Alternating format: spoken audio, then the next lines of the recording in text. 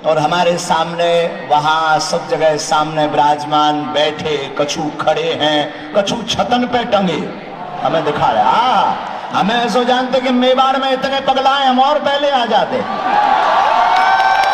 अब तो हम पगलना छोड़ने वाले नहीं हैं।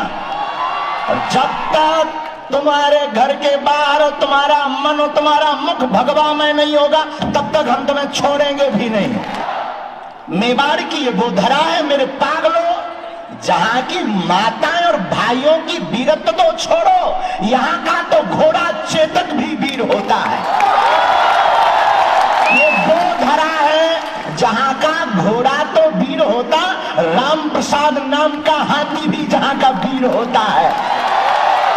शौर्य पराक्रम वीरता साहस और संस्कृति के संरक्षण का ऐसा क्षेत्र राजस्थान, जिसकी धूम ऐसी मचती है कि बप्पा रावल जैसे महाराजा के सामने अफगानिस्तान बस जाता है, जो हिंदुओं का ही देश कहलाता है। ऐसी मेवाड़ की धरा में हम सब आज हिंदू नववर्ष उत्सव पर, शायद भारत का पहला ऐसा उत्सव होगा जहां हिंदू नववर्ष इतने गुंजायमान के साथ मनाया जा रहा हो।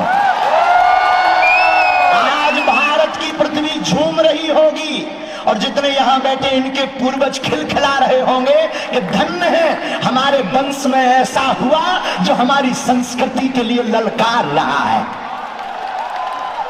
ऐसी मेवाड़ की धरा, राजस्थान की वीरता और शौर्यता की भूमि पर हम कोई भाषणबाजी करने नहीं आए हैं। और याद रखना, हम दो कौड़ी की राजनीति में करोड़ों का अध्यात्म बर्बाद नहीं करते।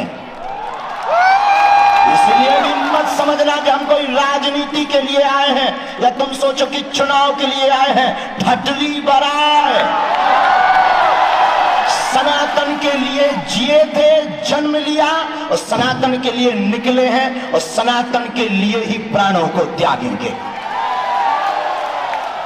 दूसरी बात, वैसे महाराज जी हमारे बहुत श्रेष्ठ हैं, क्षमा करना अगर गलती हो जाए, आप मुस्कुरा के हमें आशीर्वाद दे दो। महाराज जी कह रहे थे कि भारत में जरूरत नहीं पाकिस्तान को हिंदू राष्ट्र बनाना। हम कहते हैं महाराज जी क्षमा करना, पाकिस्तान तो अपन चलकर बना ही लेंगे, कुंभलगढ़ में जो 100 हरे झंडे लगे हैं उन्हें भगवा में बनाना है।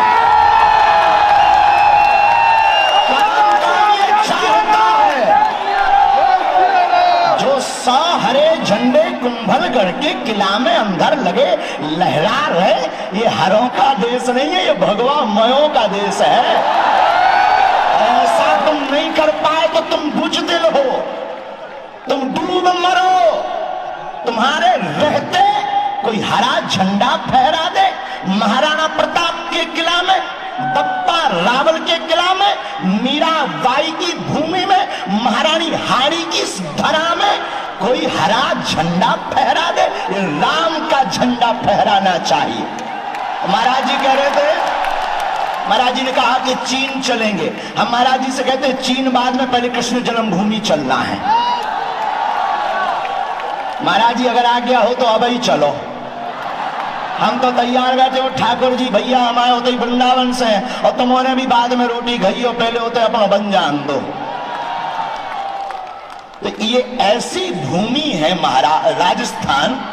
महाराष्ट्र में बहुत रटो, और महाराष्ट्र से रटो कि हम ठटरी बहुत बारी होते एक न कटा के। तो ऐसी वीर भूमि है राजस्थान, जहां की वीरता का पराक्रम अद्भुत है। आप लोग धन्य हो, आपका वंश धन्य है, आपके पूर्वज धन्य है, जहां भक्ति और शक्ति की देवी मीराबाई नाचती रही। आज हम एक कथा सुन रहे थे किसी को, और महाराज जी हमें सुनकर बड़ा आनंद आया। और वो कथा ये थी कि महारानी हाड़ी, उनका नाम हाड़ी या हाड़ी, हाड़ी, राजा हाड़ा हुए तो महारानी हाड़ी, हाड़ी वो बड़ी सुंदर थी, बहुत खूबसूरत थी। तो राजा बहुत प्रेम करते थे, इतना प्रेम करते थे कि वो युद्ध करने गए तो चिट्ठियां भेजते थे कि तुम हमें भूल तो नहीं जाओगी, हमारा कुछ हो जाएगा तो तुम बदल तो नहीं जाओगी, और तुम कैसी हो। महारानी को बड़ा विचित्र लगा, धन्य है ये वीर भूमि। धन्य है ये राजस्थान की भूमि।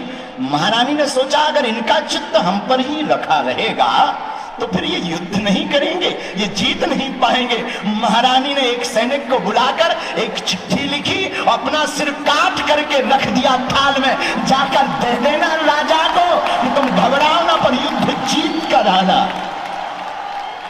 युद्ध हार कर मत आना। और हम तुमसे भी प्रार्थना करते अगर तुम सनातनी हो और तुम्हारे अंदर थोड़ा सा भी खून सनातन का है तो उठो और जाग जाओ, जो 100 हरे झंडे लगे हैं वहां भगवा लगवाओ। नवा विद्यमान कि भारत के सब संत विराजमान हो और उन संतों के बीच लाखों सनातनी हिंदू राष्ट्र का संकल्प लेवे। और कौन कौन हिंदू चाहता है कि ऐसा चाहते हो कि छुप के बैठ जाओगे या बुजदिल बन जाओगे या चले जाओगे? अगर कोई सनातन का विरोध करेगा तो कौन कौन आगे आएगा? बातों में या चमत्कार में या हकीकत में? बात में या सच में? केवल नारे लगाने से काम नहीं चलना है, तुम्हें निकलना पड़ेगा। आपको बताएं हमारी माताओं, ये बहुत शौर्य की भूमि है। जहां जौहर की प्रथा के बारे में अभी बता रहे थे, ये बहुत शौर्य भूमि है कि यहाँ की माताएं अग्नि स्नान करती थी। अग्नि स्नान पता है क्यों करती थी? महाराज जी जब मिलेच्छ यहाँ पर आए तो उन्होंने हिंदुओं के साथ बर्बरता की, अत्याचार किया। जितने कमजोर हिंदू थे बलात् आक्रमण किया। और अगर कोई हिंदू स्त्री पवित्रता भंग ना हो जाए इसके लिए मर जाती थी तो विदेश में एक नेक्रोफीलिया एक गंदी बीमारी कह सकते, जिसे गंदी सोच कह सकते, कि मरे हुए शव के साथ में संसर्ग करते थे। मिलेच्छ मृतक शव से संसर्ग करते थे, संबंध बनाते थे। लेकिन यह महाराष्ट्र की वो माताएं हैं जिन्होंने नेक्रोफीलिया जैसी परिस्थिति से बचने के लिए अग्निदान, अग्नि स्नान करना प्रारंभ किया था कि मरने के बाद हमारा शरीर मिलेच्छ छू ना पाए। और ये वो राजस्थान है, बप्पा रावल, नागभट्ट और पुलकेशी, इन तीनों राजाओं ने मिलकर के 60,000, एक दो नहीं 60,000 अरबों की सेना को परास्त किया था और ईरान भेज दिया था। अब राजस्थान के लोगों, तुम्हारे अंदर भी अगर वही खून हो, जमीर जिंदा हो, तो धर्म विरोधियों को तुम्हें भी अब भारत के बाहर भेजना पड़ेगा। क्योंकि जिन्हें भारत में रहने में डर लगता हो, राम की यात्रा पर जिनको पत्थर फेंकना अच्छा लगता हो, पालघर के संतों की निर्दयता के साथ हत्या की जाती हो, राजस्थान में जिस प्रकार प्राचीन मंदिरों को मिटाया जाता हो, ऐसे कृत्य करने वाले लोगों को भारत में रहने का स्थान, ज्यादा दिक्कत हो तो पासपोर्ट अपन दे देगी, लेकिन उन्हें भारत में रहने की आवश्यकता। हमारा तो एक ही कहना है, भारत में रहना है तो सीताराम कहना है। लोगों ने हमसे कहा तुम्हें डर नहीं लगता? हमने कहा डरते तो हम किसी के बाप से नहीं हैं, डरते वो हैं जो बुजदिल होते हैं। हम तो वो हैं कि कुंभलगढ़ के किला में भी भगवा झंडा गड़वा कर मानेंगे। और तुम चाहते हो कि वहां भगवा झंडा गड़े? चाहते हो? क्या ये बात सही है? सही है ना? तो काहे चुप बैठे कक्का है? तुम्हें ऊंट बसा रहा हो का? तो काहे चुप बैठे हो? काऊ ने कसम रखी का तुम्हें? कब जागोगे? कब जागोगे? कब जागोगे? भारत को हिंदू राष्ट्र कब बनाओगे? कब? अगर कोई विरोध करेगा तो? अगर कोई तुमको धमकी देगा तो क्या डर जाओगे? अगर कहेगा कि तुम्हें हम मिटा देंगे तो क्या डर जाओगे? क्षमा कीजिएगा, एक कन्हैया धोखे से जरूर चला गया, अब घर घर कन्हैया बैठा है। तो अंतिम बात और सुनो, पूछो का हम आपको अब जातिवाद में बंटना बंद करना पड़ेगा, हिंदुओं को एक होना पड़ेगा। क्या होना पड़ेगा? चाहे जाति अनेक हो पर हम सब हिंदू, हम सब हिंदू, हम सब हिंदू, हम सब हिंदू, हम सब हिंदू। क्यों? क्योंकि अलग अलग रहना ही इनका लक्ष्य है कि इनमें फूट डालो और क्या करो। तो क्या तुम अपने ऊपर किसी और का राज चाहते हो? तुम चाहते हो कि भारत हिंदू राष्ट्र हो? तुम चाहते हो कि घर घर रामचरितमानस पढ़ी जाए?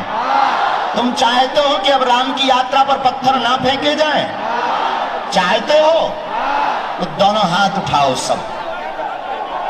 रावण के खानदान के मत उठाना, जो रावण वाले हो तुम कॉल आए अपने अपने कक्का के, तुम मत उठाना। जो सच्चे राम के हो वो दोनों हाथ उठाओ, संतों में भी उठा लो। आज कहो, आज नवरात्रि के इस पावन पर्व पर मेवाड़ की भूमि में, उदयपुर नगर में हम सायंकाल यह संकल्प लेते हैं, वचन देते हैं, भगवान श्री सीताराम और हनुमान जी महाराज की शपथ खाकर कहते हैं, आज के बाद हम सब हिंदू एक हैं, जातियों में नहीं बटेंगे, धर्म पर अत्याचार नहीं सहेंगे। हम वचन लेते हैं, भगवान राम, भगवान कृष्ण का विरोध करने वालों को मुंह तोड़ जवाब देंगे, संतों की रक्षा करेंगे।